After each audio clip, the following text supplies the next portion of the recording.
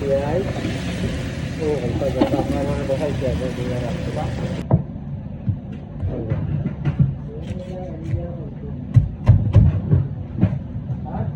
কাটা শেষ, ও side piece করে দিলাম। দেখো তো আমার ইয়েটা বিরিয়ানি আসছে উপরে আমি দিলাই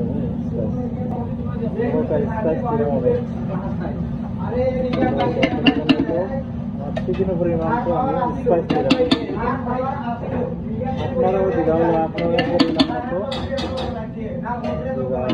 আমরা কিছুটা মাছ চলে ফ্যানও চলে হলদা চলে, এটা লাগে একটু আমরা ইয়ে হয় বিজি জায়গা তো আর কোনটা ভরা যায় না।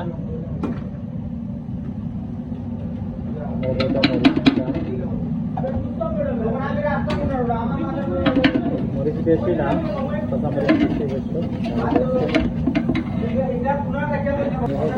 3.5 সেকেন্ডটা আমার চোখের মাঝে জাল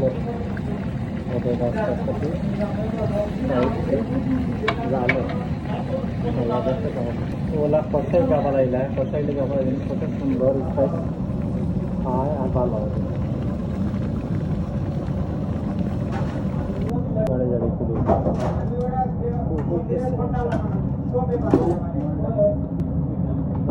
রাইসটা আমি চিকেনের সসও ছাড়িয়ে দিলাম, চেষ্টা যে বানাইতাম চিকেনের সসও রাইসটা আমি ছাড়িয়ে দিলাম। ছাড়িয়া কত সুন্দর মানে লম্বা লম্বা হইলো আগে বেজে আর আমি জানি রাইস বানাইতে চাইলে বেশি তেল আবার গরম করে না কেন, ফার্স্ট টাইম গরম করলে তেল ফুলিয়ে বাড়া হয়ে যাবে।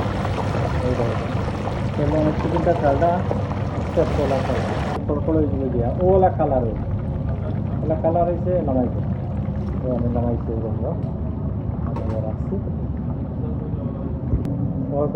আমার ক্যাপসার রাইসটা হয়ে যাচ্ছে, ওই দেখো ক্যাপসার রাইসটা হয়ে যাচ্ছে। আমি রাইসটা করবে না হারাই দেবো। তো পেঁয়াজগুলো আমার সুন্দর হয়েছে, ওলা পেঁয়াজ হইলে ফ্রাই করলে তো ইয়ে হইতো না, নষ্ট হইতো না, টাইম বা করলেছি। ওদের ক্যাপসার রাইসটা কত সুন্দর লম্বা লম্বা রাইস হয়েছে।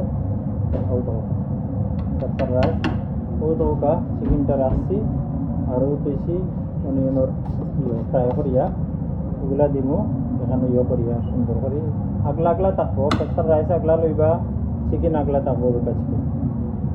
ইনশাল্লাহ আপনারা কষ্ট দিলাম, থ্যাংক ইউ ভেরি মাচ। যারা কষ্ট করে যাচ্ছেন তারা থ্যাংক ইউ, পরবর্তী সময়ে যারা দেখো তারা থ্যাংক ইউ। আল্লাহ দাওকা হল, আল্লাহ হাফিজ, আসসালামু আলাইকুম।